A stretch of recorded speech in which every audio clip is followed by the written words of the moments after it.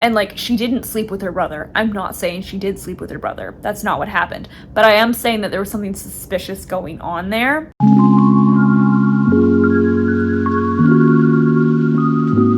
Good morning, or good almost afternoon. It is Friday, which marks the start of my weekend from school because I don't have classes on Friday. And I've been in the middle of like a longer vlog that I'll probably be posting at like the end of the month, but I've been feeling very unmotivated and uncreative with video ideas, or at least the ones that I could do, I don't want to do because I like the idea too much and I want to save them for when when it's not February, basically. I'm not a February girly. But I have a book, A Flicker in the Dark, by Stacey William Ham, and I need to read it before the month is out because I have to turn it back in by the 22nd. So I thought I would do an interruption of like the longer vlog that I've been working on in order to take the weekend and read this book.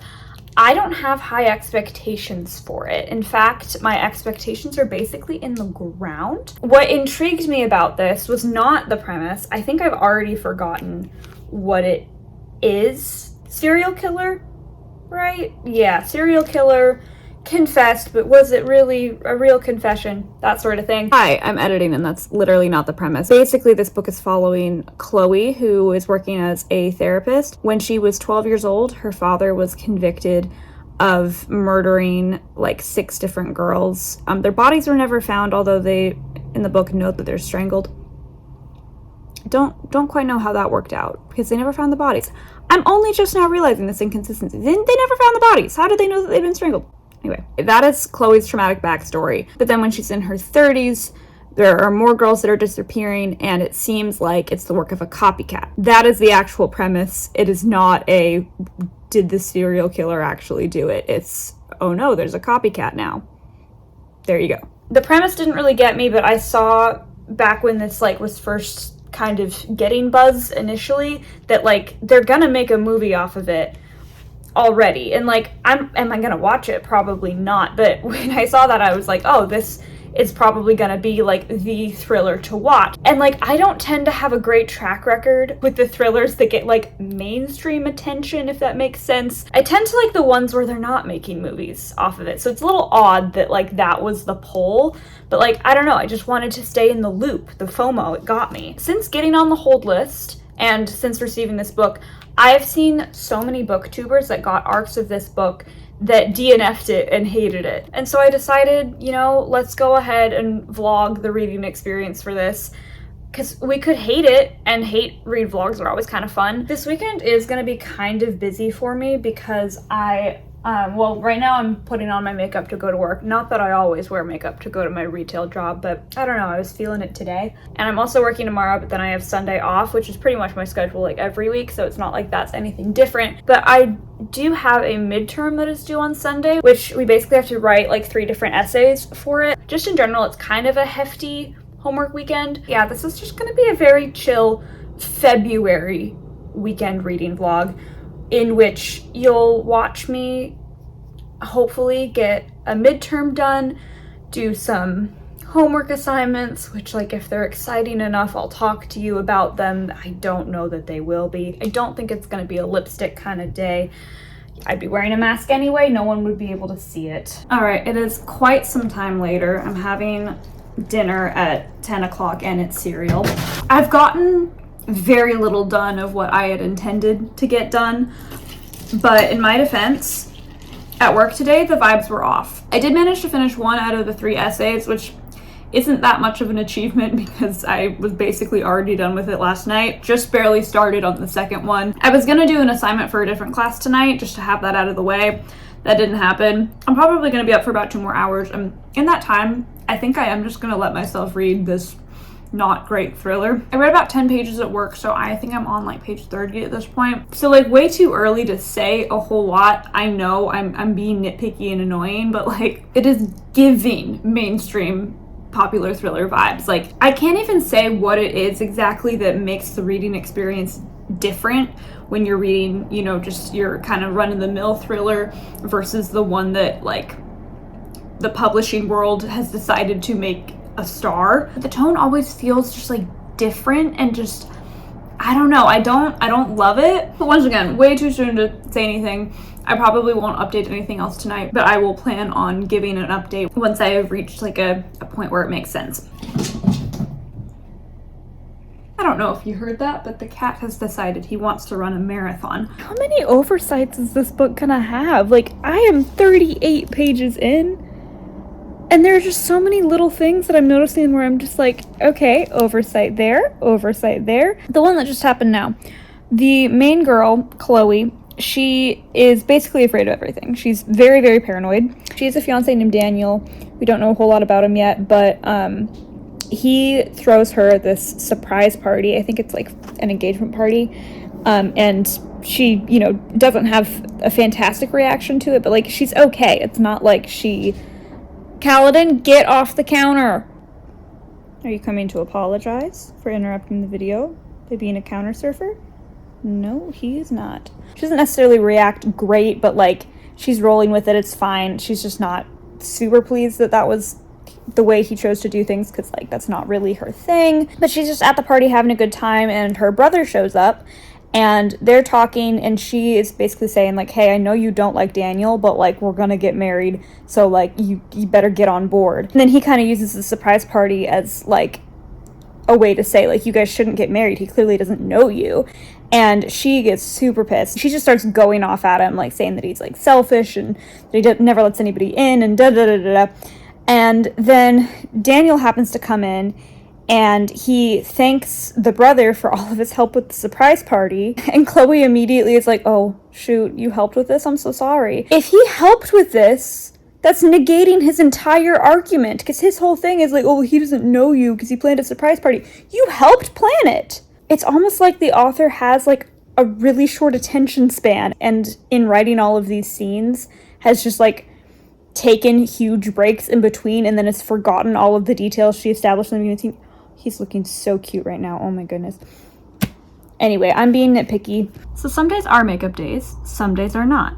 Today is not, but today is a day for finishing my second midterm essay.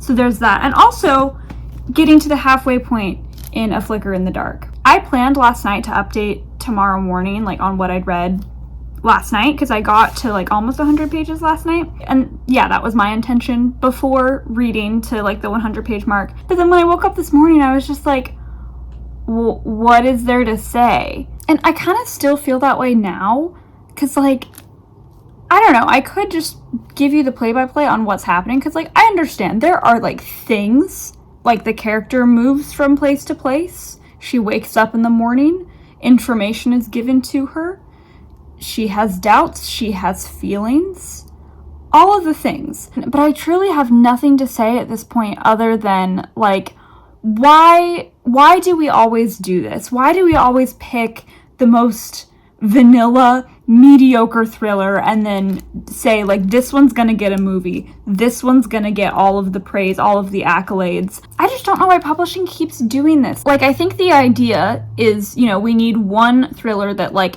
is accessible to everyone, which I get.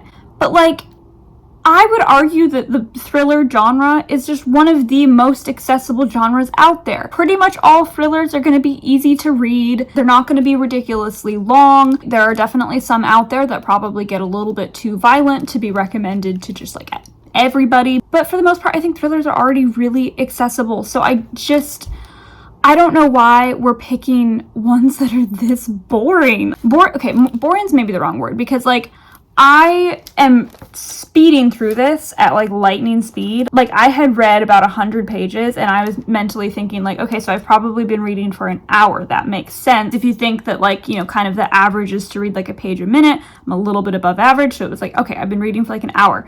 I looked at the clock, I'd been reading for a half hour. And I had read like over 100 pages. So like, yeah, it's really easy to read. And like, I am still reading. I'm not like upset. I don't think it's great, but I'm not angry. But it's lackluster. It's not doing anything that is like fun. Like if we're going to get the whole world on board for reading thrillers, why not do something fun. Is anybody having fun with this book? Let me know. I'm not feeling it. Also, I think now would be the time to do my predictions. I've been kind of going back and forth on whether or not to include spoilers. I think I may not until like the very end, just because there's just not enough interesting stuff happening for it to even be worthwhile to spoil things. But I will say my predictions. I think that they are going to try and get me to think that it is the boyfriend that is doing the bad things. I think that that is way too obvious. At this current point in the story, we have pinpointed like a potential person, but they're the first one, and I know it's not him. So I think that they're going to try to get us to believe it's the boyfriend, because they've been dropping some relatively obvious hints that we are going to be led to believe that. And then the final twist is going to be that it's actually her brother. I don't trust her brother one bit, and not in like the, oh, I see reasons to not trust the brother.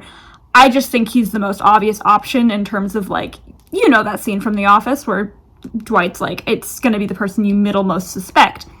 That checks out. That checks out for this type of thriller. I think it's the brother, which, like, I don't know how I would feel about that if it did happen, just because I feel like the brother, I don't know, his characterization has kind of bugged me so far. It's not, like, giving a real sibling relationship to me. Like, at one point, she, like, called him a silver fox, and I was like, I don't like that. And, like, that's not the reason why I would be, like, angry that he was the person, because that doesn't make any sense. I just, like, I don't know, the relationship between Chloe and Cooper, that's the brother's name, it doesn't feel authentic. It feels weird. It feels off, but, like, it's not supposed to feel weird or off. Like, they're very much trying to tell me, like, look at this great sibling relationship, and I'm like, no, not one bit. I don't know how much more of this I'm going to be able to read before going to work, because I have to leave in about 2 hours. I'm just trying to remind myself that I don't work tomorrow, and I have the whole day to also get things done, so I don't need to like put a ridiculous amount of pressure on myself, but also would not really make sense for me to waste this time either. I'll let you know how it goes. All right, it is time for the post-work hair letting. Oh, there we go. There we go.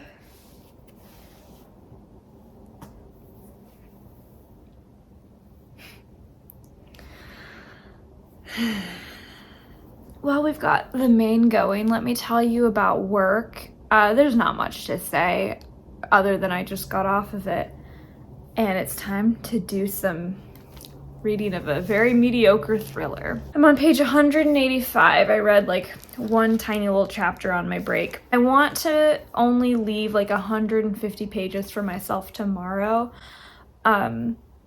so we'll see how that goes.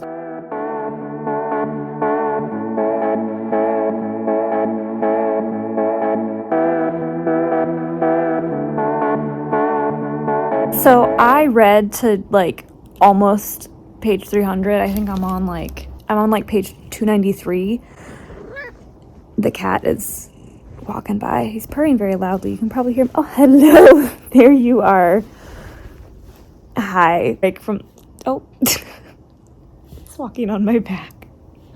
Hi. Oh my gosh. You're being so sweet. When I tell you I had to stop reading this book because I was getting so exhausted, and I've kind of already decided I will be giving like a spoiler-free thing, and then like I will include a hefty spoiler section because there's a lot I would like to say. But I had to take a break. In that break, I finished my midterm, so yay me. I have done all of the like pressing things I had to do today. Everything else is just kind of like it'd be nice to get done. Like, for example, my laundry. Hi, welcome back. Now all I need to do is just finish this book. We'll update soon. I've got some mean things to say about it, unfortunately. Although, let's be real, it is kind of fortunate for this vlog in general, because like the worst thing that could happen with this vlog is I just end on like it was fine.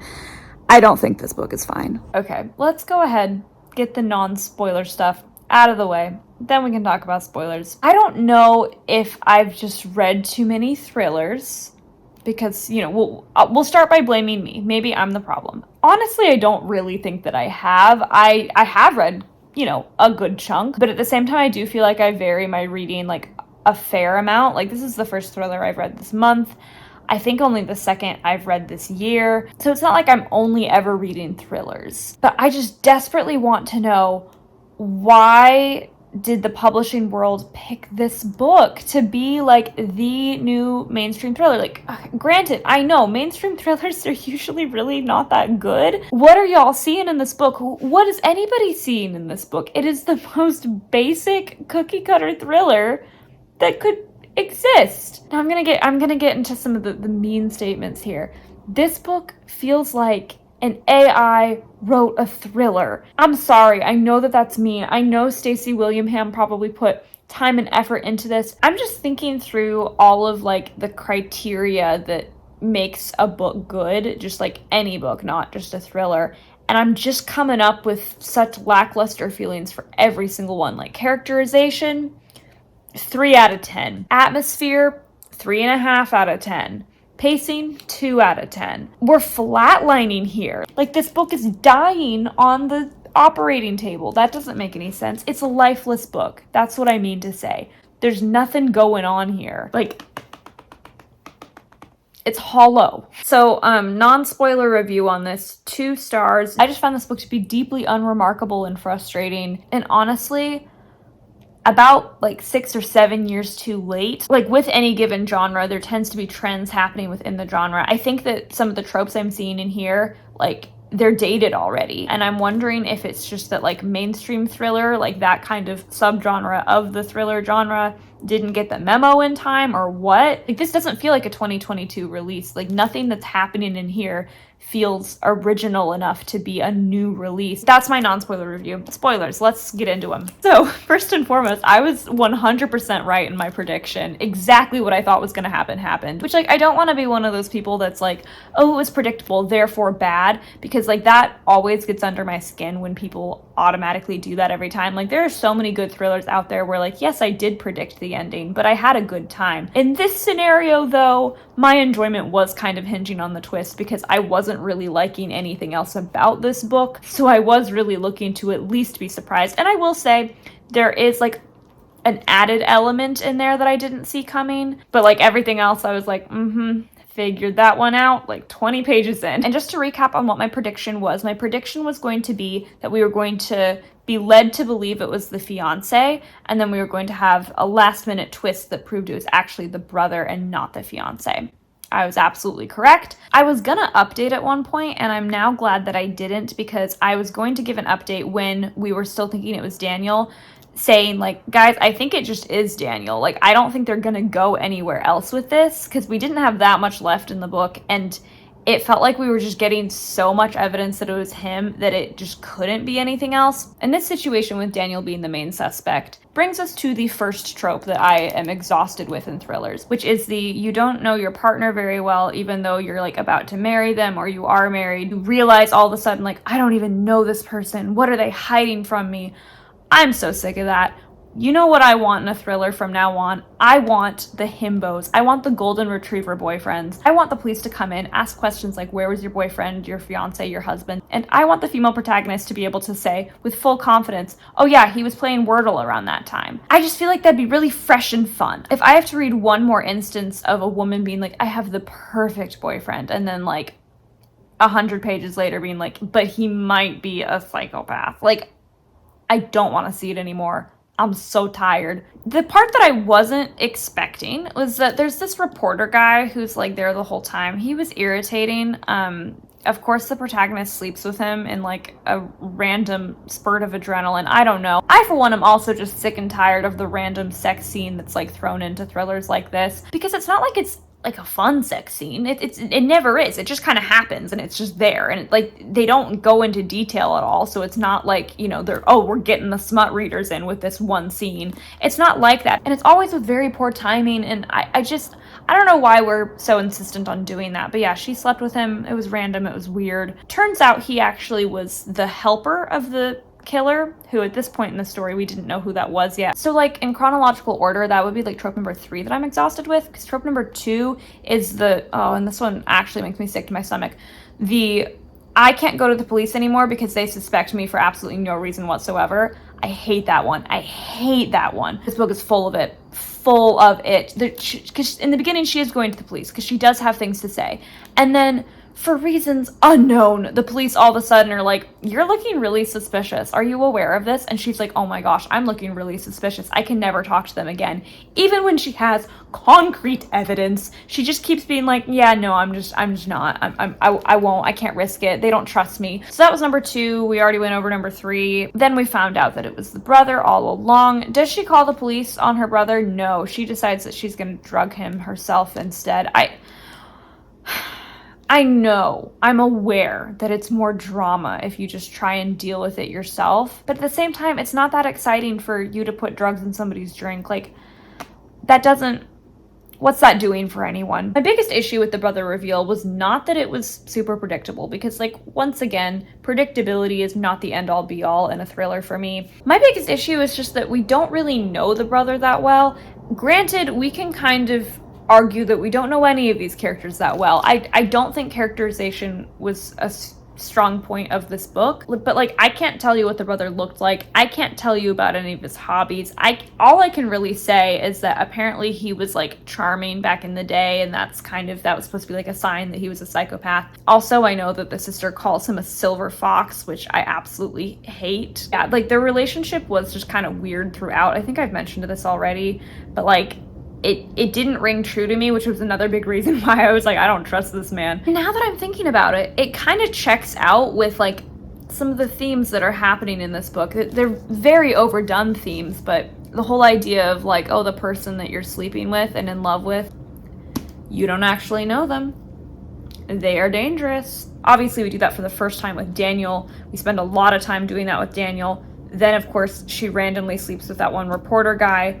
He turns out to be bad. Oh, also, he wasn't even a reporter. That was like a fake thing. And like, she didn't sleep with her brother. I'm not saying she did sleep with her brother. That's not what happened. But I am saying that there was something suspicious going on there, and it checks out with the theme. So I don't know what was going on with that sibling relationship. It doesn't really matter. He's in jail now. I guess I just have to say it again. It just feels like an AI wrote a thriller. And on that note, I'm going to stop being mean. I don't think I have anything else to say about that book. Thank you for coming along with me in this little reading vlog, this little weekend reading vlog. Thank you so much for watching, and I will see you again soon with another video.